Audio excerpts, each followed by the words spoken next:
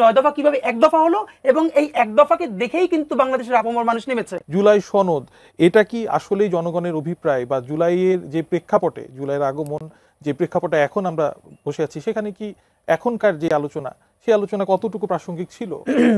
ধন্যবাদ। প্রথমত আমরা যে আলোচনা এখন আছি, এই আলোচনা আসলে প্রাসঙ্গিকতা নাই কেন? এই আলোচনা আমরা আরো 9 মাস আগে শেষ করে সামনে গেছি। এরপর আমি ছোট করে শুধু একটু রেসপন্স করি ভাই যেটা বললেন, যাতে আলোচনাটা মিসলিডিং না হয়। অনেক দেশে সংবিধান বারবার পরিবর্তন করেছে, তারপরে তো তাদের ইমপ্রুভমেন্ট নাই। তো ভাই যেই 3টা দেশের নাম বলেছেন, অত উন্নত রাষ্ট্র তো আর না। আবার ভাই ইংল্যান্ডের তুলনা দিয়েছেন যে তাদের তো নামকাওস্তে সংবিধান, অথবা না তাদের নামকাওস্তে সংবিধান না, তাদের সংবিধান হলো রিটেন কনস্টিটিউশন নাই, তাদের কনভেনশনস অ্যান্ড ভ্যালুজ হলো তাদের সংবিধান। তাহলে ধরেন রিটেন সংবিধান খুব ছোট, দুনিয়ার কাদের, আমেরিকার খুব ছোট পাতলা সংবিধান। এখন আপনারাও যেই ডিবেট করতে পারতাম, আমেরিকার এত পাতলা কনস্টিটিউশন যেটা ট্যাক্সি ড্রাইভার পড়েও বোঝে, এত সহজ ভাষায় এবং খুবই পাতলা। তাহলে 72-এ আপনারা সবাই মিলে কি সংবিধান বানাইলেন, যেটা বাংলাদেশের যারা মাস্টার্স পাস করে ঢাকা বিশ্ববিদ্যালয় থেকে, তারা যখন বিসিএস এর কোচিং করে, সেই বিসিএস এর কোচিং করার জন্য বাংলাদেশের যে মূল টেক্সট সংবিধানের, এইটা পড়ে কেউ বোঝে না। প্রমাণ আপনি নীলক্ষেতে গিয়ে দেখবেন, নীলক্ষেতে আবার সংবিধানের 2য় বই আছে লেখা সহজ ভাষায় বাংলা সংবিধান, বাংলাদেশের সংবিধান।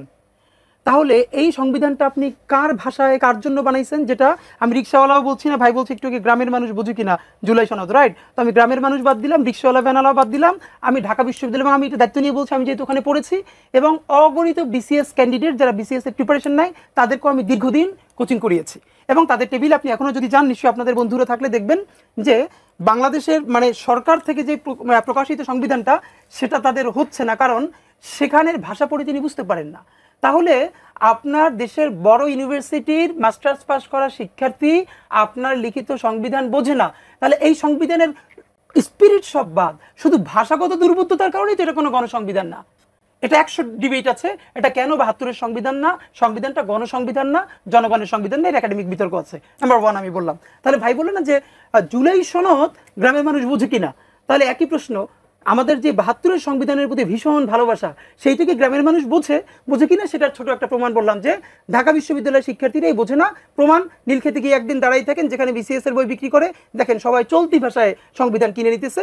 এটা আমি আপনাকে বলে রাখলাম। নাম্বার 2, এখন আর একটা ব্যাপার যেটা এখানে খুব গুরুত্বপূর্ণ আপনারা আলোচনা করলেন, এই আলাপটা আমাদের জন্য জরুরি, সেটা হলো সংবিধান পরিবর্তন তো দুনিয়া অনেক। আচ্ছা, তাহলে ভালো দেশের নাম কি? সংবিধানকে পরিবর্তন হয় না? সংবিধান তো দূরের কথা, দেখেন ফ্রান্স তো আমাদের কাছে বড় রাষ্ট্র, তাই না? এবং যারা সভ্যতা এগিয়ে গেছে, ফ্রান্সে এখন 5th রিপাবলিক চলতেছে।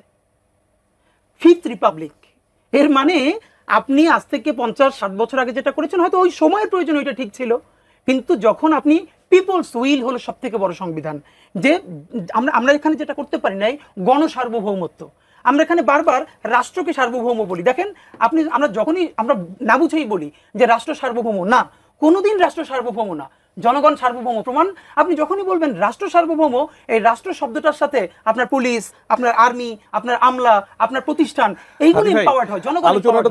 আমরা ইনকিলাব মঞ্চ থেকে সংবাদ সম্মেলন করে 5 দফা দিয়েছিলাম, তার মধ্যে খুব সিগনিফিকেন্টলি বলেছিলাম যে তৎসমবহুল যেটা পড়ার জন্য আবার একটা বই লাগবে, সেই সনদ করা যাবে না।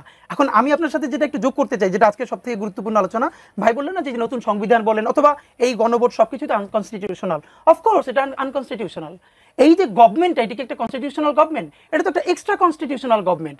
এখন ধরেন আমরা ঠিক কিসের ভিত্তিতে, আবার ভাই যেটা বললেন না যে এইটা হলো সংবিধানের মৌলিক চেতনার, তো এই যে আপনি যেটাকে 72-এর সংবিধানে মৌলিক চেতনা বলছেন, ব্যাপার হলো বর্তমানের পিপলস উইল সেটাকে বলছে কিনা। এখন এটা আপনি কোন নিক্তি দিয়ে মাপবেন? ওকে, নিক্তি আছে আমাদের একটা। প্রথমত হলো এখানে একটা ঐতিহাসিক গণ অভ্যুত্থান ঘটে গেছে 24-এ। তাহলে ভাই বললেন না যে মানুষ এখানে ভোট দিতে পারে নাই, এই জন্য গণ অভ্যুত্থান হয়েছে না। গণ অভ্যুত্থান কিসের প্রেক্ষাপটে হয়েছে সেটা তো আপনার হাতে আছে, আপনি বের করেন এখন 9 দফা। সেই 9 দফা থেকে আপনি 1 দফায়, মানে আন্দোলনটা তো হুট করে হয়ে যায় না, রাইট? এই আন্দোলনটা কিভাবে 9 দফা হলো, সেই 9 দফা কিভাবে 1 দফা হলো, এবং এই 1 দফাকে দেখেই কিন্তু বাংলাদেশের আপামর মানুষ নেমেছে। তো 1 দফার একদম এক শব্দে যদি বলি, সেটা ছিল ফ্যাসিবাদী ব্যবস্থার বিলোপ। আই রিপিট, ফ্যাসিস্ট শাসকের বিলোপ না, শেখ হাসিনারও পতন না, ফ্যাসিবাদী ব্যবস্থার বিলোপ। এই ফ্যাসিবাদী ব্যবস্থার মধ্যে 72-এর সংবিধান থেকে আজ পর্যন্ত এই নির্বাচনের অবস্থা থেকে শুরু করে পুরো রাষ্ট্র কাঠামো নতুন করে গড়ে তুলতে হবে। 72-এর সংবিধানেও লেখা আছে বৈষম্যহীন একটা সমাজ গড়তে হবে, সুন্দর। ঠিক আছে, সাথে আমি বলি জুলাই সনদেও তো না, না, এখন ভাই, লেখা নেই। কেন নাই আমি আপনাকে বলি 72-এর সংবিধান একজন মানুষকে ফ্যাসিস্ট হয়ে উঠবার সমস্ত এলিমেন্টস কম্পোনেন্টস দিয়ে রেখেছে। কিরকম? এই দুনিয়ার সমস্ত ক্ষমতা একমাত্র নির্বাহী বিভাগের প্রধানের কাছে, প্রধানমন্ত্রীর কাছে। আপনার এই সংবিধানের মধ্যে কি কোনো পাওয়ার চেকস এন্ড ব্যালেন্স আছে আমি পাওয়ারের?